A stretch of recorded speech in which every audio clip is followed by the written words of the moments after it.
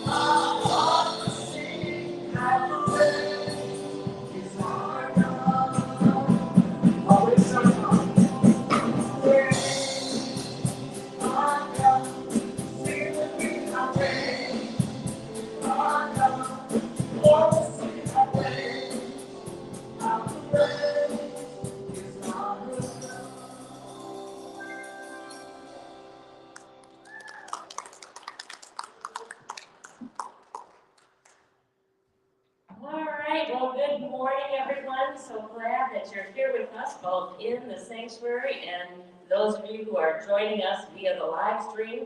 I'm praying that you can hear me and that you've been able to hear all of the music that's happened up until this point. You know, anytime you make some major changes, there's always some challenges that go with it, and we are still in the middle of experiencing our own challenges in integrating all of this sound and audiovisual equipment, and we are only maybe halfway there. So I just wanted to extend my apologies last week for those of you who were watching us via live stream and not able to hear. It was a really special Sunday with 3 of our community members sharing how they have been inspired in their own spiritual growth by their connection here with Center of Unity. And I just want those of you who are not in person to be aware that we will be re-recording these, and we will have them available for you on our website, on Facebook, on YouTube, probably by the end of the month. So if you missed it, don't worry, you're going to get to experience it again. And just continue to pray with us. That's what I'm asking, because it's been a stressful morning, and I know it was stressful for those who were here last Sunday when I was not, in trying to get this stuff to work in conjunction with each other. But we're inching closer, and part of the challenge, I want to just make you aware so that your understanding of the real challenges that we've been through. The Saturday morning before Easter, we discovered that we had a pod missing, and in that pod was all of our technology. It was our TVs, our cameras, some of our lights, anything that had to do with how we were allowing people to experience our services both in person and on live stream disappeared, and we haven't been able to find it yet. So this happened. It was truly a miracle Easter morning that we were able to get to the place where we were, and we're still in recovery process of that. So as we continue just to pray and to know and to believe that we will get back to that place where it is a seamless operation from Sunday to Sunday. We are grateful for all the efforts that have gone into this process and will continue to bring us to the place we need to be, and for your prayers in supporting us as we move through that. So join with me now, and let's just center ourselves into this opportunity where we open our minds and our hearts to really find that divine connection that is alive within us, that connects us to one another, that connects us to all of life, and that connects us to the divine creator that we call God.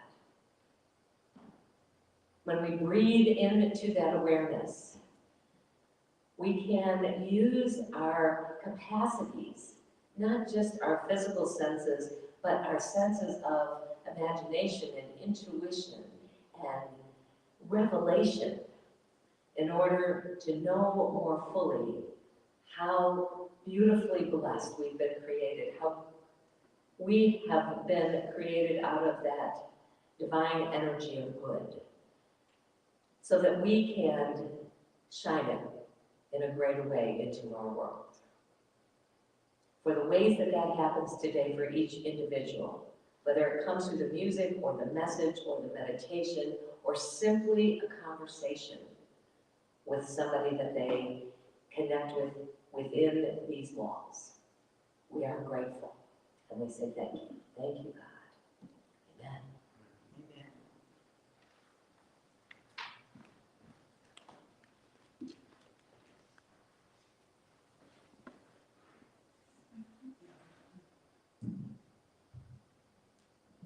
Good morning. Good morning. First unity principle is there is one presence and one power in the universe, God the good and omnipotent. Today's core value is joy. Our definition is we express deep and abiding feelings of peace and delight, acknowledging the Christ in each of us. Joy is defined as a state of happiness. In its fuller spiritual meaning, it expresses God's goodness. It is the quiet confidence that ultimately everything is going to be all right. Joy is one of the fruits of the Spirit and is infused with comfort and wrapped in peace.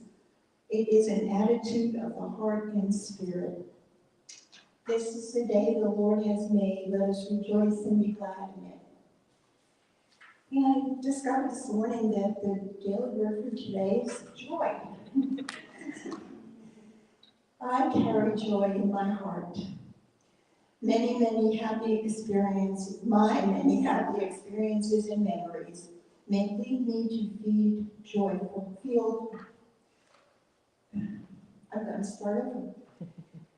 My many happy experiences and memories may lead me to feel joyful, but I know they are not the source of my joy.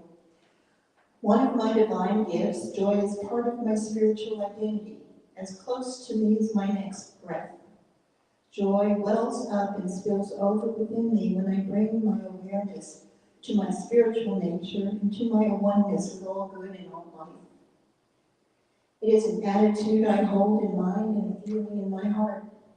The happiness I feel in life depends on my allowing my inner wellspring of joy to come forth.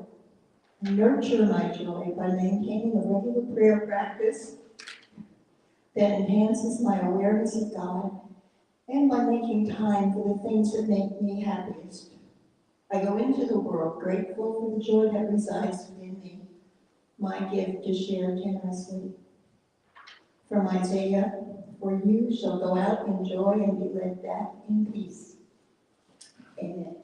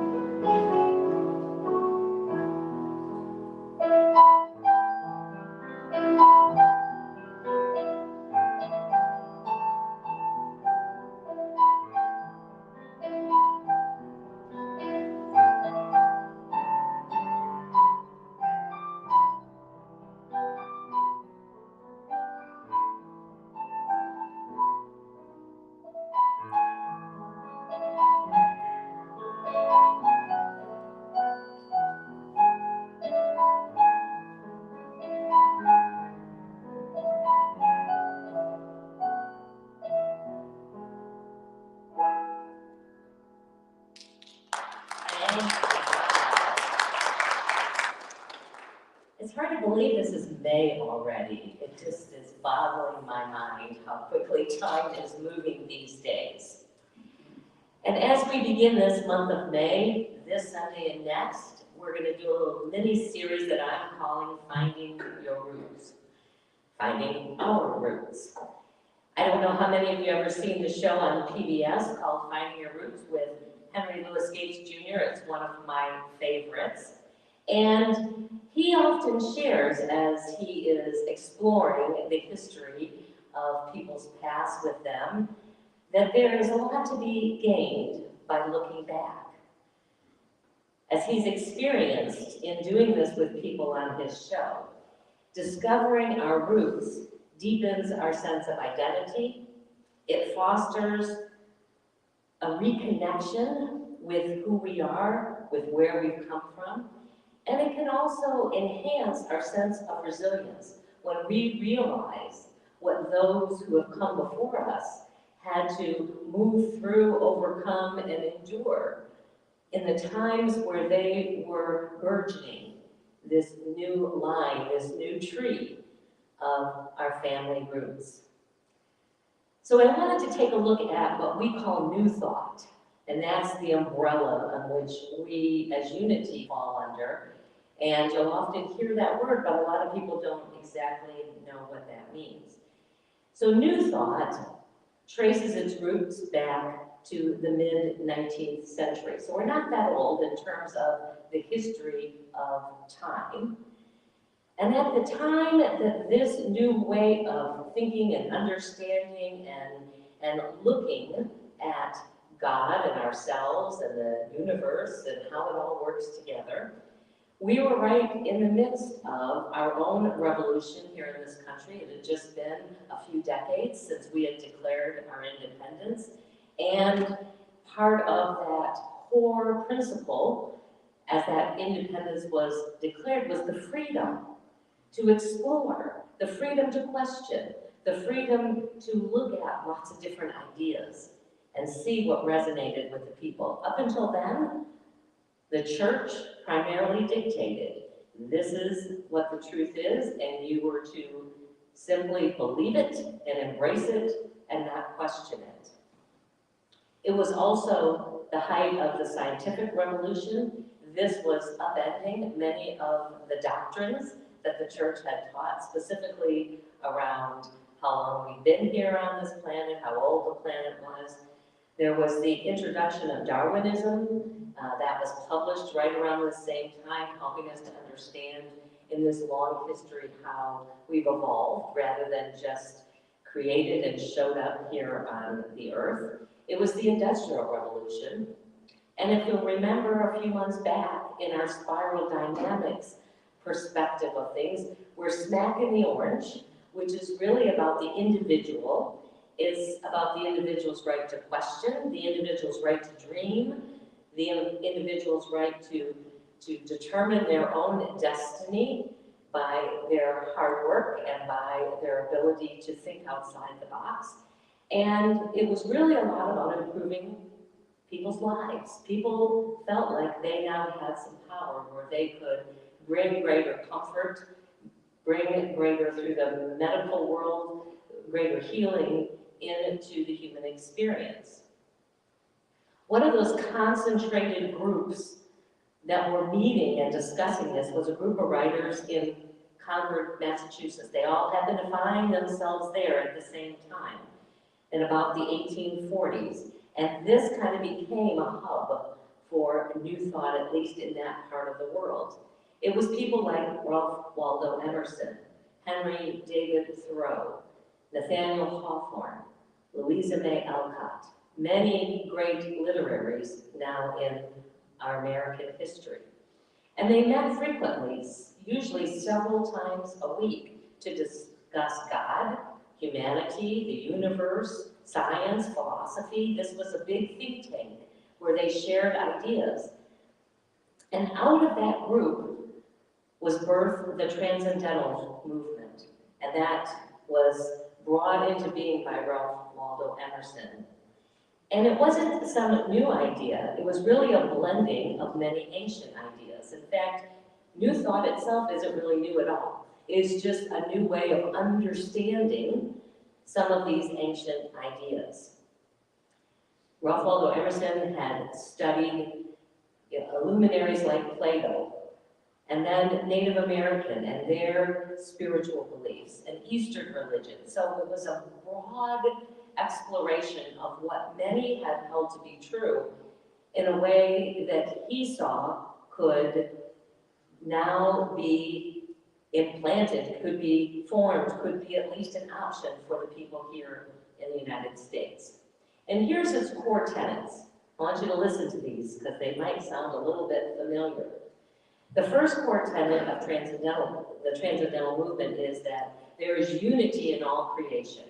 So there is not a God separate from man, separate from animals, that there is a oneness that is woven through all of creation. The second tenet is there is an innate goodness in all of humanity. This was very different from the church doctrine that it said that all of humanity was born sinful. And this was a new thought to say, no, we believe that there is good in all humanity. It may not always get expressed, may not get expressed very often, but there is that innate goodness of the Creator that exists. And the third tenet, main tenet of this, is that the path to the awareness, to the experience, to the connection came through revelation and insight, not from logic. This was the height of reason and logic being the driver behind many people's understanding of life. And this movement was saying, no, you have to go beyond reason and logic to really be able to tap into this truth running through all of life. It does, at least for me, sound very familiar, and it sounds very similar to the first, second, and fourth principles that we hold within unity.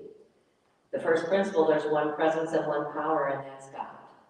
And that runs through all of God's creation. Our second is that the divinity is within all humankind, so that this innate goodness is there, at least in potential. And then we also hold as one of our core principles that we have direct access through God. We no longer need a priest or an intermediary to pray on our behalf. We can go, as Charles Strom would like to say, direct to headquarters and have that experience ourselves through prayer and meditation. So we think prayer is that direct link to God. It's that creative thinking that we have that takes us into a different realm that allows us to have this connection of mind, and is the place where we can tap into greater wisdom, greater love, greater prosperity, and everything that we would call good. So out of this soup, I like to call it a free exploration, the New Thought movement was born. Most people would trace it back to a man named Phineas Quimby, who lived in the early 1800s. And he stumbled upon this idea that disease was caused by the mind. And he used his skills and experimented working with people to heal them through the mind. He was a mesmerist, he was an intuitive, and he believed that by changing our thoughts, we could change the experience both of health and sickness. That was the uncausal, or that the unconscious belief was the core root of all sickness. He wrote this, he said, "The trouble is in the mind, for the body is only the house that the mind dwells in. Therefore, if your mind has been deceived by some invisible enemy," which he was calling those unconscious beliefs that we have, into a belief that you have put it into form as a disease with or without your knowledge. By theory or truth, I come into contact with your enemy and restore you to health and happiness. This I do part mentally and part by talking, or we would call affirming, until I correct the wrong belief and establish the truth. And the truth is the cure. So that was his understanding some 300 years ago.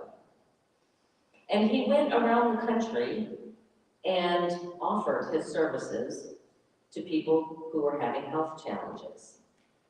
We can see from this idea that Phineas Quimby grasped onto that it mirrors in some ways principles 3 and 5 that we hold here in unity. Number 3 is that human beings create their experiences by the activity of their thinking and feeling. And everything in the manifest realm, everything that seems solid, had its beginning in thought. So that if we can just get to the thoughts, then we can create something different. And then our 5th principle is that we have to put this into practice. Simply knowing it or understanding it is not enough. We are called to live it. We are called to find ways in which we can get into alignment with it in our everyday lives. One of the patients of Phineas Quimby, who was cured with him through crippling injuries that she experienced from an accident, was Mary Baker Eddy, and she is the mother of what we now here today call Christian Science. Both Mr. Quimby and Mary Baker Eddy came to see and understand that this healing method that they had began to practice was really an updated understanding of the way that Jesus was able to heal when he walked the earth. That he was able to tap in to those persons' unconscious beliefs and heal them, and as a result, they also healed physically. This became the foundation for what later became known as the Church of Christ Scientists that still exists today. And it started in about 1870 by Mary Baker Eddy. And she in turn taught many students. She had hundreds of students that she was helping to begin to understand and implement this practice, to go out and offer this same kind of healing to other people. And the most influential of all of those students on the New Thought movement was a woman by the name of Emma Curtis Hopkins. And while Mary Baker Eddy believed that her healing method was all that one needed to study and to practice, she was very clear and discouraged all of her students from exploring anything else other than the specific ways in which she had written and described and taught this. Emma Curtis Hopkins believed that the students, or anybody coming, should be free to discover and to add and to expand their own understanding of that. So as she broke away from Mary Baker Eddy, she founded her own school. It was called the Emma Hopkins College of Christian Science. So she still liked that name, even though she had kind of distanced herself from the Church Christ Scientist. And as they started this school, they were able to allow people to study and work with this, but also what they would instruct them to do is to make these ideas your own. In other words, here's information, here's the truth as we understand it, but you're encouraged to go and explore and discover the truth as it shows up for you. And to teach these principles, to live these principles and learn from the practice of living them.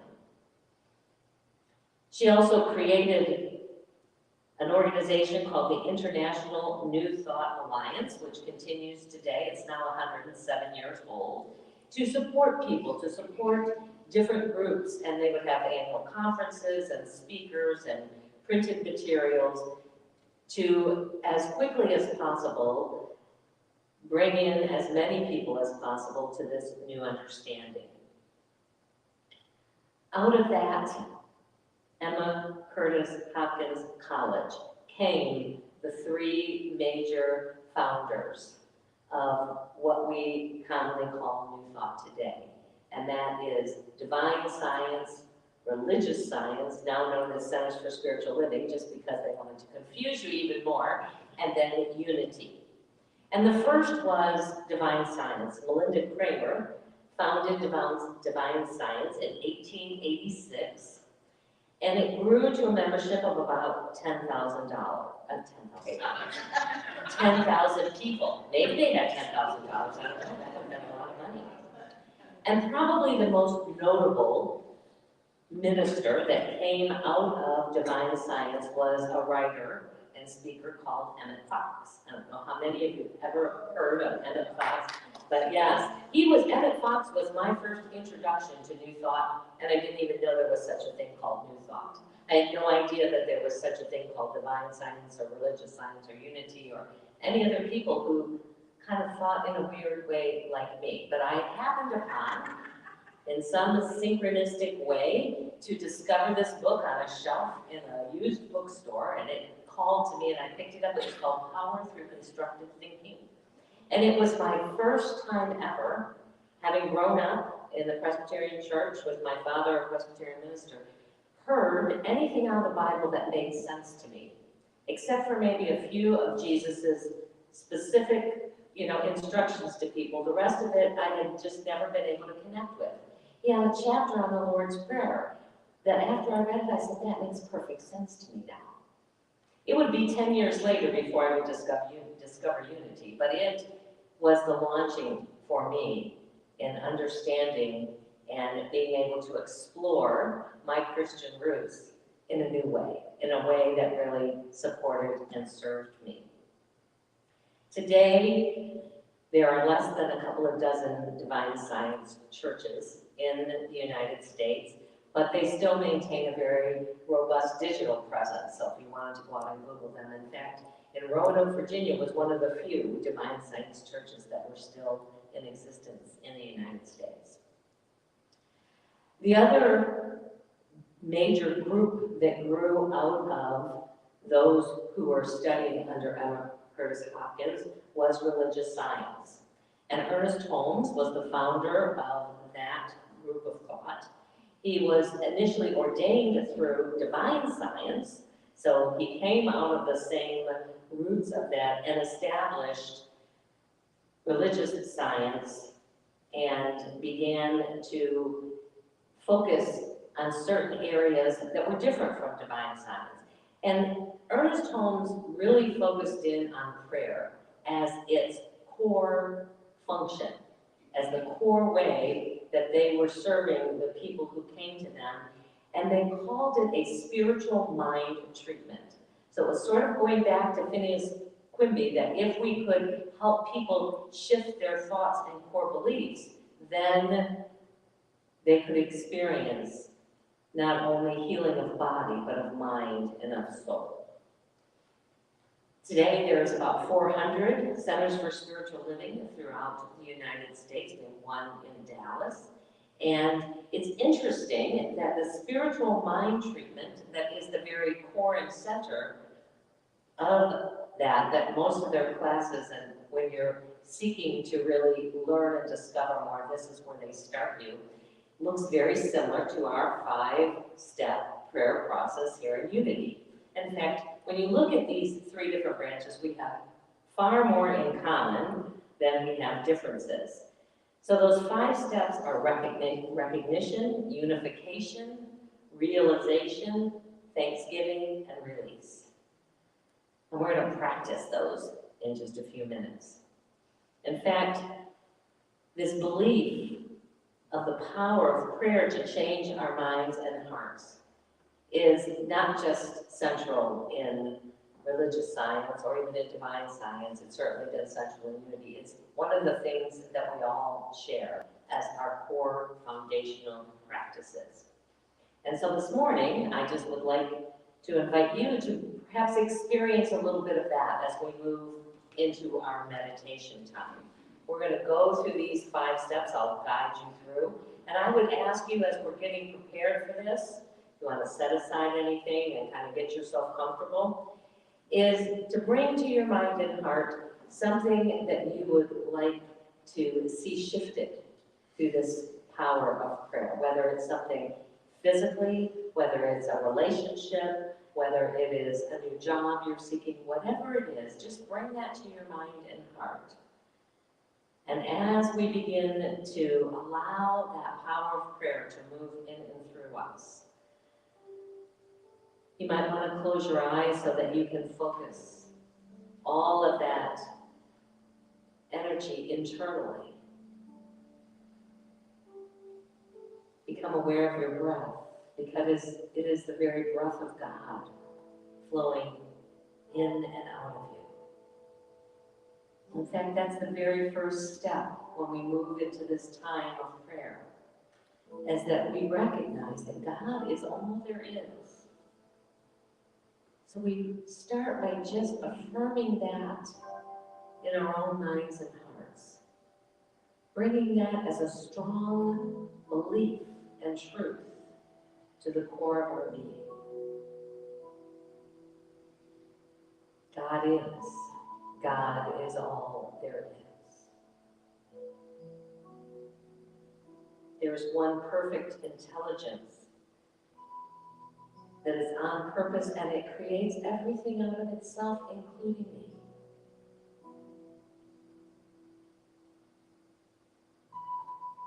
The God of the universe is unlimited.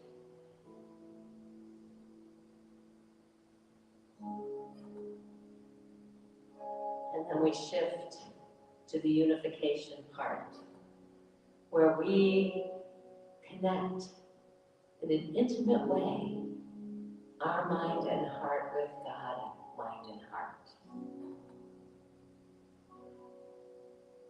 The Father and I are one.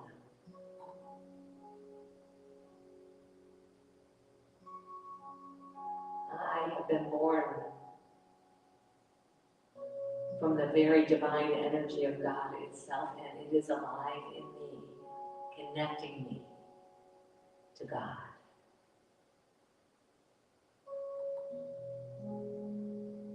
The mind and heart of God are working through me, as me, right now.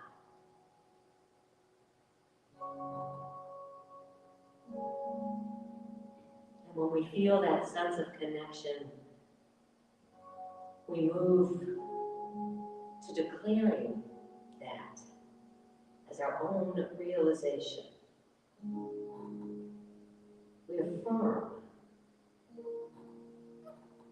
that this is true. We affirm that we can, with this God's loving energy, change our own beliefs and thoughts, and change our lives as a result.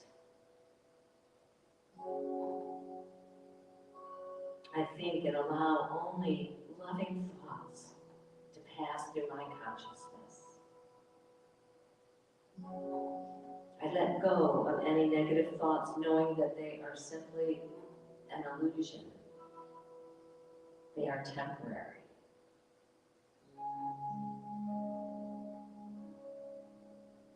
I focus on the highest and best ideas, and I allow new ideas and wisdom to flow through me.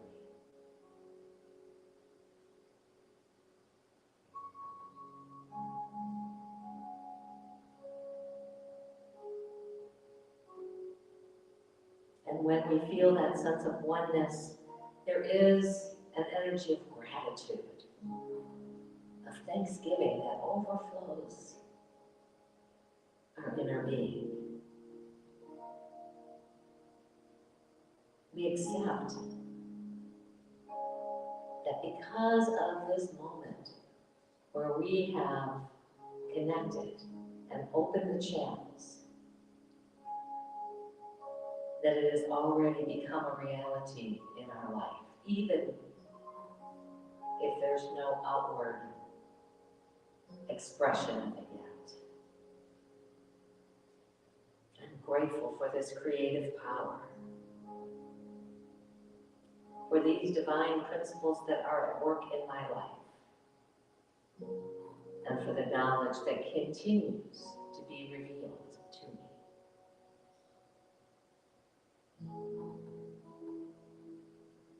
And then finally we move to release. We let go and let God. We allow God to move through us to create the perfect result. We release our attachment to what that looks like. We let Spirit handle the details, with our only job to be to get out of the way.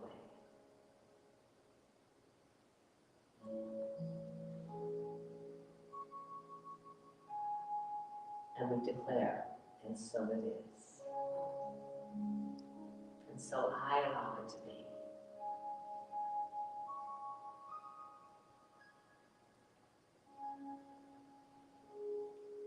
Amen. And so as you're comfortable, I just invite you to bring your awareness back to this time and space. feeling and being aware of your body, and when you're ready to open your eyes.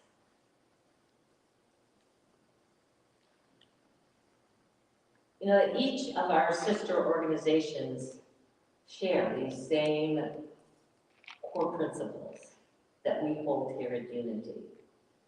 And as I said earlier, what we want to remember is that we have a lot more in common than there is differences. We see each other and support each other and know that there might be slightly different paths that speak to different people, but we are all moving in the same direction. I love this little clip that I found out there, and it's by a CSL minister in Colorado who does this little podcast about Ask a Question. And so this one asks us, what is new thought? So let's see if we can play that. Hi, welcome to Contemplate This, where we're discussing spiritual questions. Welcome, glad to see you here. Today I want to address a question that we get often about what is new thought. We're a part of New Thought, and you hear new thought being bantered about in our world. And so new thought is the phrase that is used to describe an umbrella. I call it an umbrella that hangs over a number of spiritual traditions that exist in the world today. One of the things that William James told us is that new thought is the unique contribution that the United States of America has made to the formation of religion in our world. And so new thought is the umbrella phrase for unity, the wonderful teaching called Unity, for our teaching, which is called Science of Mind and Spirit, for divine science, and even some feel that Christian Science kind of can fit under the phrase of New Thought. But it's all about New Thought, ancient traditions. That's something that one of my colleagues, Dr. Michael Beckwith, talks about. Because what we teach isn't really new, it's ancient, and the concepts are woven through many traditions from many different parts of our world. It's just that new thought is an invitation to have a new idea, to consider a new idea about the way the universe works, about our own individual cosmology.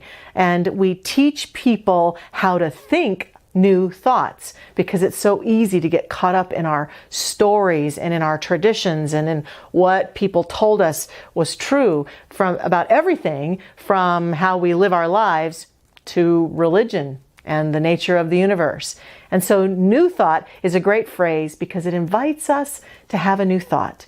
And new thought is spiritual study, spiritual practice, spiritual contemplation, spiritual awareness that invites us into a deeper, new idea, new thought about ourselves and our world. And so we sometimes are afraid of our new thoughts, but our new thoughts are good. I know my new thoughts lead me into really amazing experiences. So I hope as you're contemplating this concept for yourself that you'll consider having a new thought today, having the courage to have a new thought about yourself and about the world. Thanks for joining us, and we hope that you will be with us again in the future. We're going to have other episodes, and if you have spiritual questions that you would like to address, please feel free to put them in the comment section below, and I'll be happy to address them. Thanks. I like that idea of have a new thought. You know, this is the breath and the openness that Unity invites people into. We'll share with you what others and, different teachers and ministers have taught, and yet you're also invited to have your own new thoughts. So next week, we're going to look at Finding Our Roots Part 2. We're going to go a little bit more into the history of Unity, and I really am going to be focusing on shining a light on the women that have made such a huge impact. You notice many of those have women as their core leaders, at least at the beginning. So as we celebrate Mother's Day, as we celebrate women, we want to also celebrate the women who have been a part of our movement. I wanted to end today by sharing a simple way to remember our 5 principles, because any practice that we can do that allows us on a regular basis to embody these principles as we're coming up against challenges in our lives. And this is how we teach the kids. So it's easy to do. So I'm going to do it once and then I'm going to invite you to do it with me, okay? Because it's pretty simple. It says, God within thinks, prays, and walks with these principles. All right? Try it with me. God within thinks, prays, and walks the walk. Namaste. Oh, and one more thing here. Spirits in Rebellion. For those of you who really like to get into history, and I'm one of those people, this is a great book if you want to explore further about the history of New Thought.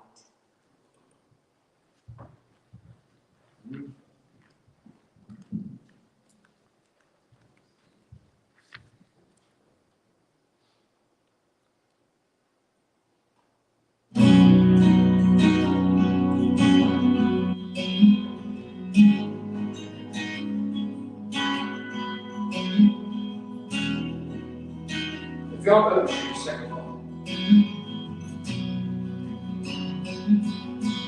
You know there's a light that glows by the front door. Don't forget the keys under the mat.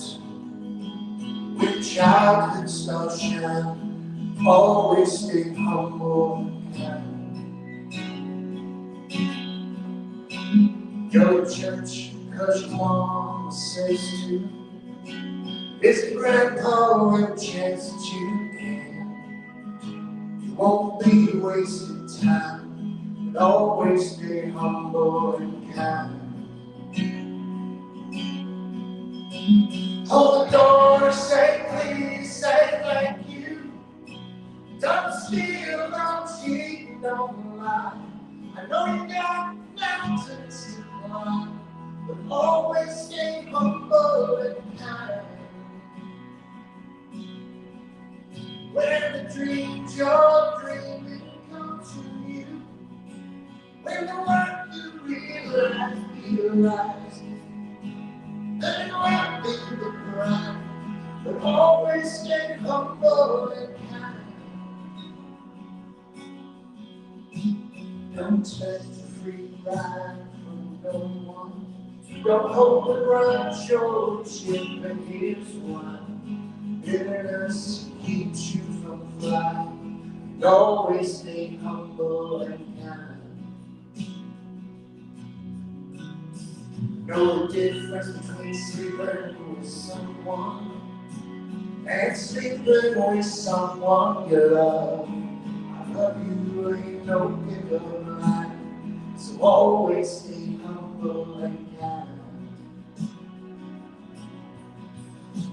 Hold on, say please, say thank you.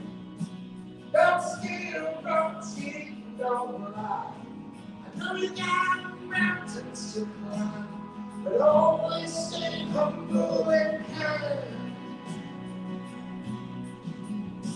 When those dreams you're dreaming come to you, when the work you put in is realized, there's yourself you reply, but always stay humble and kind.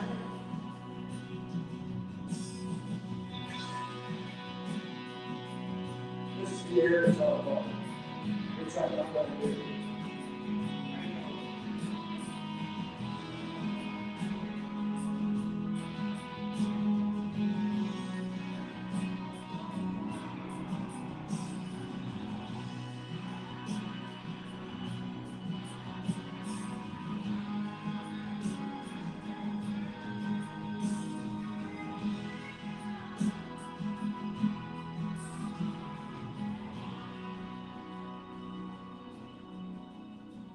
When it's hot, eat a root beer and popsicle.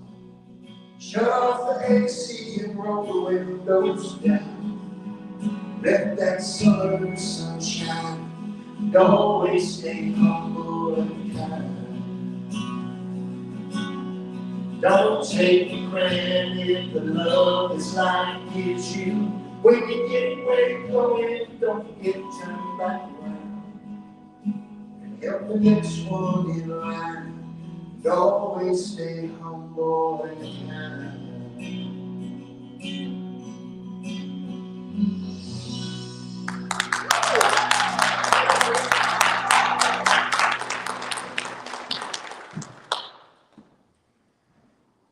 I am so grateful for Mr. Jeff Holland. I'll tell you what, between we're trying to get all this stuff, his phone is the camera, we're trying to get the lights up, and then he's also, going to lead the music and just be the Jack. I should have just had you speak too, and then you could have done the trifecta. Well, this is our opportunity now to share our financial good with Center of Unity. This is the first Sunday in May, and so we are going to be refocusing on the first Sunday to remind you of our building fund. We have obviously had some expenses as part of this. We have also discovered that one of our air conditioners is on its last leg in Fellowship Hall. We're going to keep running it until it just won't run no more. But those are not cheap things to replace. We're looking at about $10,000. And this will be 5 of 10 units. We're so grateful. These units have been here since the building was built in 23 years ago. So this is only going to be the 5th one we've had to replace, but we just need to have that awareness. Like in any house, there are ongoing expenses. So, if you find that you can give a little bit more specifically to our building fund, those funds are reserved only for use for improving or maintaining our physical space. We would be very grateful. We just ask you to keep that in mind. So in just a moment here, we're going to invite you to come up. We're going to do our walk of prosperity, if you will, and I just ask you to hold that as you're moving through, as the ushers invite you to come up. Even if this isn't your Sunday to share, or you give through our committed giving program, you can come and just add your energy to the basket. Again, we're doing this in spirit, so the more we can hold those same thoughts of abundance, not only for our own lives, but for Center of Unity, the greater we create that. So just hold that energy as you're walking through this, and then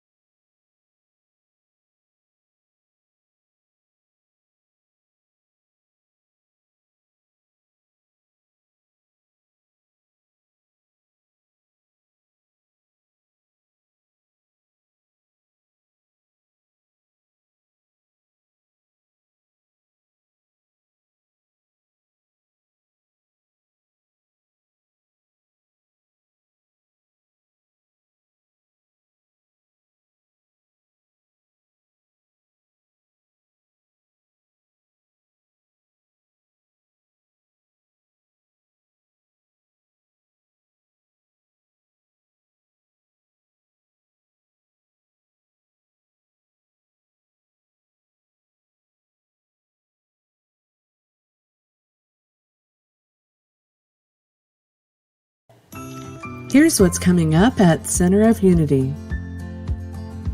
Mark your calendar and get your tickets for an evening of healing messages with the spirit world presented by Jennifer Farmer on Saturday, May 7th from 6:30 to 8:30 p.m. Come and experience the healing energy and loving communication the spirit world offers. You can purchase tickets from our website or the COU app. Join us for a fun evening of pizza and a movie on Wednesday, May 11th. We will be showing Disney's Encanto. Pizza is served at 6 p.m. and the movie will begin at 6:30. Please RSVP on our website or the COU app if you plan to eat, so we can ensure we have enough. Youth that is still in need of volunteers to facilitate and teach the Sunday lessons or help in other ways, such as greeting, song leader, or storyteller. If you feel led to help, please complete the questionnaire on the COU app or see Debbie after church.